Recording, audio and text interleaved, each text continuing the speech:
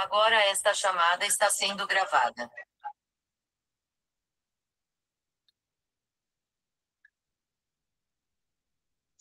Om Namo Bhagavate Vasudevaya.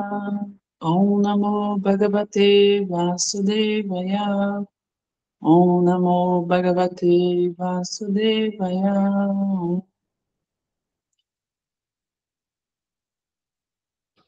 Então, nós estamos no capítulo 12, o serviço devocional, verso 3 e 4.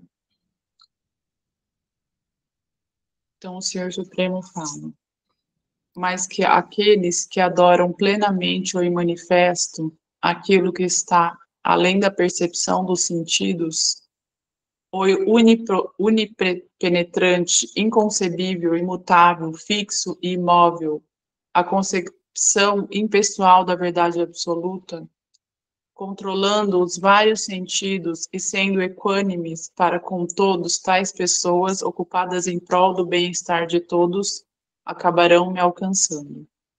Vou ler de novo, verso 3, 4. Mas aqueles que adoram plenamente o imanifesto, aquilo que está além da percepção dos sentidos, o onipenetrante, inconcebível, imutável, fixo e imóvel, a concepção impessoal da verdade absoluta, controlando os vários sentidos e sendo equânimes para com todas as pessoas, tais pessoas ocupadas em prol do bem-estar de todos acabarão me alcançando. Verso 5. Para aqueles cujas mentes estão apegadas ao aspecto impessoal e manifesto do Supremo, o progresso é muito problemático. Progredir nessa disciplina é sempre difícil para aqueles que estão encarnados, que poderiam falar corporificados. Então, para aqueles cujas mentes estão apegadas ao aspecto impessoal e manifesto do Supremo, o progresso é muito problemático. Progredir nessa disciplina é sempre difícil para aqueles que estão encarnados. Hare Krishna. Devi, querida, você poderia, por favor, fazer a leitura do sânscrito? Sim.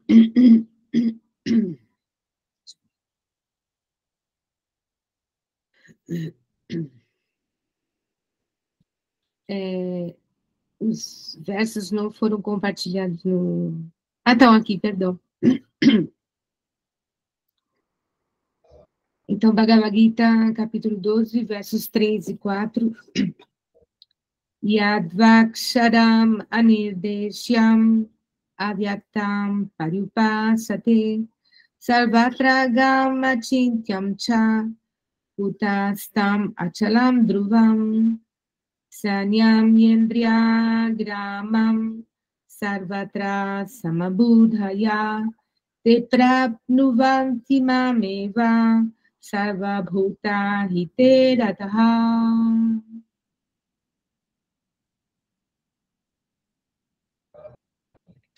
Muito bem. Om Gyana Timirandasya Gyananjana Shalakaya Chaksurum Militan Yena Tasmai Shri Gurave Namaha. Om Namo Bhagavate Vasudevaya. Om Namo Bhagavate Vasudevaya. Om Namo Bhagavate Vasudevaya. Muito embora eu tenha nascido na mais obscura região da ignorância, que é o ciclo do samsara, onde predomina os repetidos nascimentos e mortes, o mestre espiritual está abrindo os meus olhos com o archote do conhecimento transcendente e assim, libertando-me dos ciclos dos repetidos nascimentos e mortes. A tal mestre espiritual, que é pleno de conhecimento e compassivo com o progresso da alma condicionada ao ciclo do samsara, e ofereço minhas respeitosas reverências com meu coração pleno de gratidão. Jaya Gurudeva, Jaya Prabhupada, Tatastu, que assim seja. Hari Om Shanti, Namastê, Om Tat Sat. Muito bem. Mas aí como é que fica, então, né, os ateus, aqueles que vivem nas florestas, aqueles que nunca, eventualmente, saberão de Deus ou ideias sofisticadas acerca do Supremo, né? Como é que ficam as pessoas, supomos, né? Vamos imaginar, vamos colocar, porque esses dois versos aí, eles estão mencionando o seguinte, em algum momento aí atrás, no capítulo 4, Krishna diz, ele dá a seguinte afirmação, todos seguem os meus caminhos. Jayataman prapadyante tam tatam bhajami aham. Todos seguem os meus caminhos, todos, absolutamente todos, independentemente de qual seja a entidade viva, onde ela esteja, local, raça, circunstância, idealismo filosófico, idealismo teológico, partido político, se é transgênero, se é somente homossexual, se não é, não importa qual a condição desses seres, todos seguem os meus caminhos. E a todos eu recompenso proporcionalmente de acordo com o grau de interesse por minha pessoa ou de, né, interesse por si mesma enquanto ser que evolui moralmente, intelectualmente, etc. Então, é proporcional à relação de compensação. Agora, imagina que nós temos, por exemplo, da nossa comunidade atual, devido, né, ao benefício conquistado da liberdade de pensamento e da liberdade religiosa, nós também temos aqueles que, né, assim, optaram por eliminar da equação o princípio que é a probabilidade de Deus. São chamados ateístas, né? Aqueles que não aceitam Deus, ou que simplesmente rejeitam, não é, a ideia de Deus. Então, como que fica, né, essas pessoas? E também, vamos supor, né, que, de um modo geral, as religiões, né, os mestres das religiões, os líderes religiosos vão dizer da seguinte maneira: essa é a religião verdadeira. Cuidado com aquela. Aquela é perigosa. Aquela, se você for, cuidado, o inferno vai te abraçar. E você vai na outra religião, o líder daquela região vai dizer, mas isso é porque aqui é a verdadeira. E, na verdade, lá eles estavam te enganando para você achar que aqui era falsa, quando, na verdade, aquela era falsa. E aí, como é que a gente vai resolver isso? Na espada. De repente, se for o caso, mas evoluímos, não temos mais espada. Então, usemos as metralhadoras, os canhões, as bombas atômicas, o que for necessário. Mas a decisão vai ficar no sistema analógico e brutal. Alguns caminhos são adotados nessa direção. Não é? Algumas religiões, se pudessem, eliminariam da face da Terra as outras religiões, para que elas tivessem a sensação de segurança de que nós estamos fazendo a coisa certa. Felizmente, o progresso, né, a evolução moral impede que isso aconteça, devido também à força, né, bélica. Então, não é assim que todo mundo sai destruindo todo mundo. Mas, independentemente desses fatores que são analógicos, partindo do princípio de conceitos mais sofisticados acerca do princípio da ideia de Deus, imaginemos nós, por exemplo, que houvesse, de fato, um sistema de religião que fosse o verdadeiro, tá? Os sistemas religiosos, eles são de 3 níveis. Eles são ruins, bons e excelentes, tá?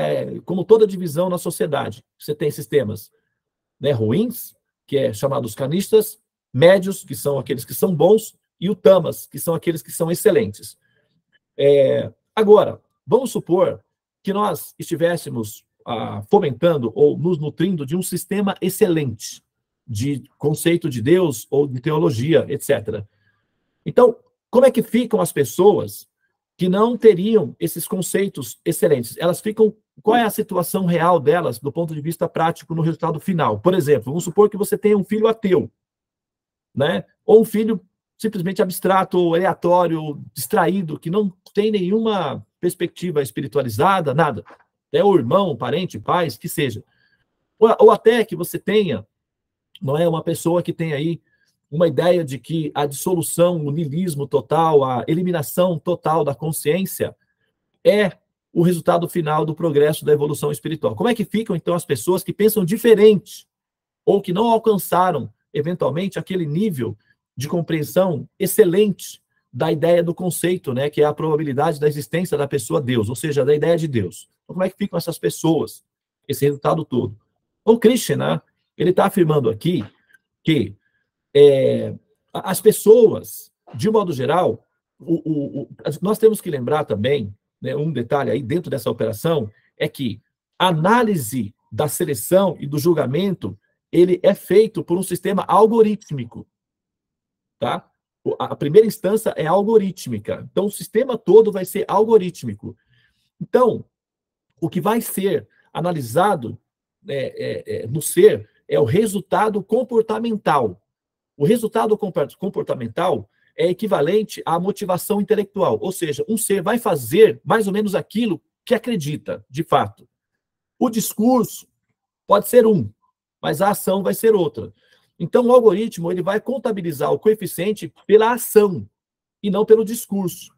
O discurso em si é uma terapia, é um exercício, é um rascunho. O que conta realmente são as ações pragmáticas, o resultado pragmático, tá?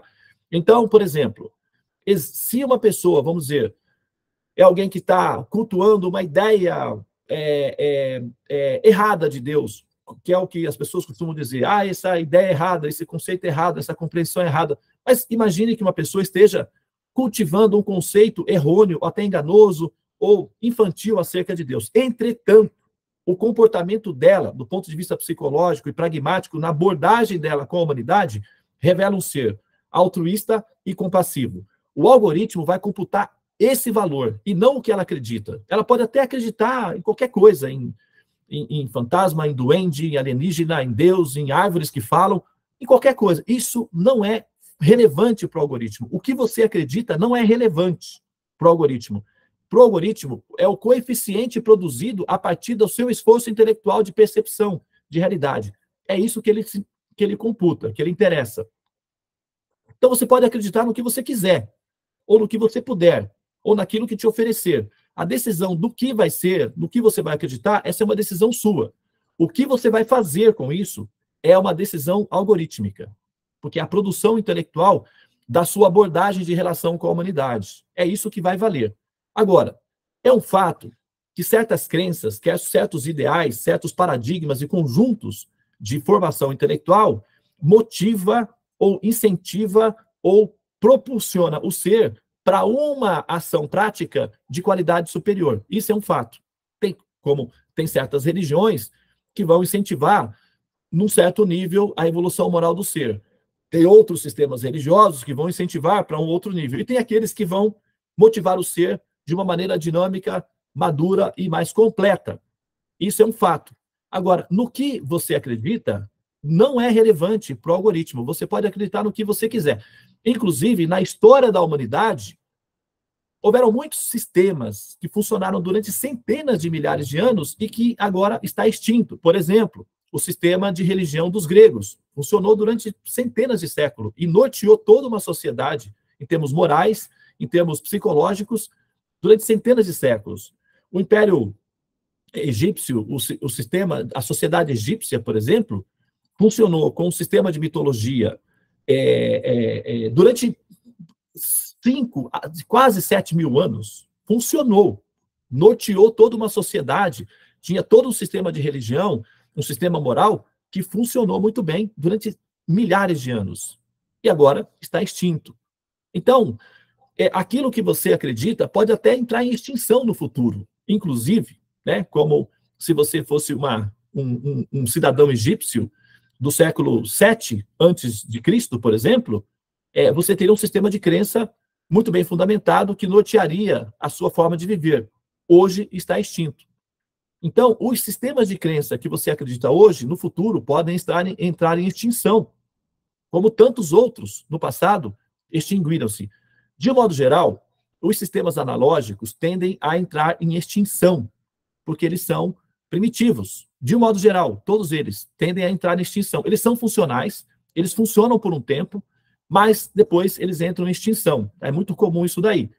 Agora, independentemente se o sistema é analógico ou se o sistema é de futuro, o que você acreditar não terá funções pragmáticas do ponto de vista da seleção ou da análise do algoritmo.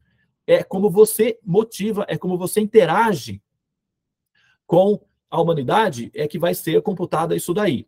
Então, o Krishna está dizendo aqui o seguinte, aquelas pessoas, então, tudo bem, né? Aquelas pessoas que acreditam no Brahman, no impessoal, no manifesto, ou aquelas que colocam a sua fé na minha não existência até, tá tudo bem. Isso não é um problema. Por quê? Ao praticar o humanitarismo, a compaixão, a moral social, isso automaticamente evolui o ser. E elas acabam chegando a mim. Mais cedo ou mais tarde, o arranjo para que elas me conheçam será providenciado. Tudo o que é necessário na primeira instância é que o ser tenha moral integral suficiente, um estado de espírito coletivo, compassivo, altruísta suficiente que justifique essa aproximação na minha pessoa. Isso é racional, é bem simples, né? De certa forma. Como, por exemplo, eu quero trabalhar no governo. Muito bem, é um primeiro passo. Qual é o próximo passo? Ter qualificações técnicas. Aí você vai e faz, não é assim, o segundo grau. Mas eu quero trabalhar no governo numa instância tal. Ótimo, muito bem, é um primeiro passo. Qual é o próximo? Qualificações técnicas. Aí você vai, faz a faculdade, para poder prestar o concurso para aquela função que você deseja. Isso é prático, é pragmático. Então, a abordagem da aproximação da pessoa suprema requer certos protocolos de conhecimento anterior. Enquanto esses protocolos não são preenchidos, a função administrativa é algorítmica. Os seres são analisados não por aquilo que acreditam, porque aquilo que acreditam pode ser meramente didático ou funcional e pode, inclusive, entrar em extinção. O que se analisa, o que se computa em resultado final é o coeficiente de ação que aquela crença produziu no ser a ponto de mover o ser para agir. É isso que funciona. Como dizia, né, certa vez, disse a Madre Teresa de Calcutá, mãos que fazem valem mais que 10 bocas que rezam. Porque rezar não significa necessariamente que você entende o que está fazendo. Ainda não. Só é um protótipo, um rascunho, um exercício. É quando você age que as suas orações mostram serem efetivas, funcionais ou um sofismo, que é praticamente um discurso político. Tá? Então, a análise final é por ação. Tudo bem que falar, ventilar os conhecimentos faz parte do processo de evolução moral da humanidade. Mas as ações é que geram estímulos no algoritmo. Tá? E as ideias, todos têm direito de ventilar as suas ideias, de fazer as propagandas acerca dos seus amores na vida, dos seus idealismos. Tá? E a nós cabe decidir qual desses paradigmas, qual desses idealismos, qual desses sistemas religiosos é mais compatível com a nossa condição de evolução moral. Você não é obrigado a acreditar em nada. O que você tem que fazer é analisar o nível de estrutura moral de um paradigma e decidir se aquilo é aceitável ou não. E isso requer inteligência de observação, conhecimento, associar-se com pessoas, né, que têm bom senso para poder fazer as suas decisões finais. Então, aqui, Krishna, ele está justamente mencionando isso daí, tá? Ele vai dizer aqui, para finalizar a nossa fala, né? Aqueles que adoram plenamente o manifesto, né, aquilo que está além da percepção dos sentidos, né, onipenetrante, inconcebível, imutável, fixo e imóvel, a concepção impessoal da verdade absoluta, porém controlando os seus sentidos, olha lá, sendo equânime para com todas as pessoas, ocupadas em prol do bem-estar de todos, acabarão me alcançando. Então, não importa se a pessoa é ateísta, se a pessoa não quer ter relacionamento com Deus, não importa se a pessoa quer acreditar numa luz, ou se a pessoa quer acreditar num tótem, ou se ela tem a concepção de Deus na forma metade homem, metade um pássaro. Isso é irrelevante do ponto de vista absoluto. O que você acredita não é relevante, mas o que você faz, como você atua na relação com o coletivo, é isso que conta na primeira instância. Por quê? Se você passar na primeira instância, o governo, vamos dizer assim, a pessoa suprema vai fazer os ajustes para que você se aproxime dele, independentemente se na primeira instância você acredita numa forma enganosa, ou errônea, ou simplesmente infantil ou ingênua acerca dessa pessoa. Imagine você, por exemplo, que o índio está lá no meio da floresta, adorando um totem, que ele mesmo esculpiu em madeira. E como é que ele fica? Pobrezinho, né? Assim, está fazendo uma coisa errada, não está surtindo efeito, não tem efeito nenhum para ele aquilo? Absolutamente não. O comportamento dele em grupo, a ética moral produzida ali, é que vai determinar a evolução desse ser. Não se ele está adorando o Deus errado, mas o comportamento moral dele, que é a abordagem dele perante a humanidade. Então ele evolui. O sistema de religião, ele funciona em todas as instâncias, porém, a contabilidade final é sempre feita pela evolução moral prática na abordagem da relação com a humanidade. Essa é o julgamento, essa é a avaliação feita na primeira instância. Uma vez que o ser transcende essa primeira instância, aí então ele será alocado para aproximar-se de uma realização do Supremo mais compatível com a definição de realidade acerca dessa pessoa suprema. É assim que funciona. Ok?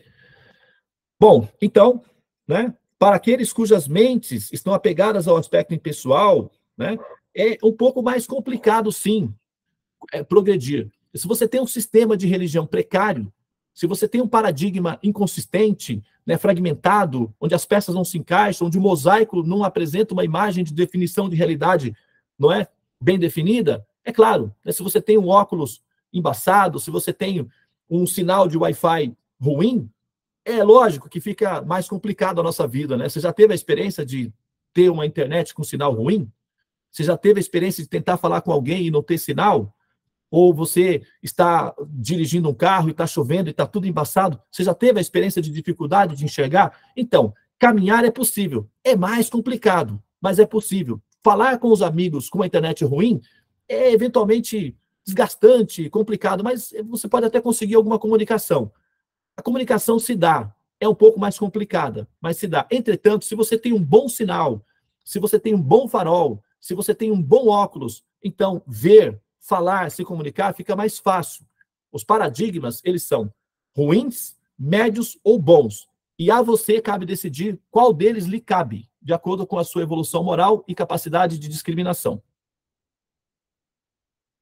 Ok? Muito bem, então, nós ficamos por aqui, né? Obrigado pela atenção. Namastê. Hare Krishna, Krishna Krishna, Hare Hare. Hare Rama, Rama Rama, Hare Hare. Ó energia suprema, amor divina, ó Mahamantra, libertador do ser, desperta-me, eleva-me, envolve-me, protege-me. Hare Krishna, Hare Om Shanti, Namastê, Om Tat Sat.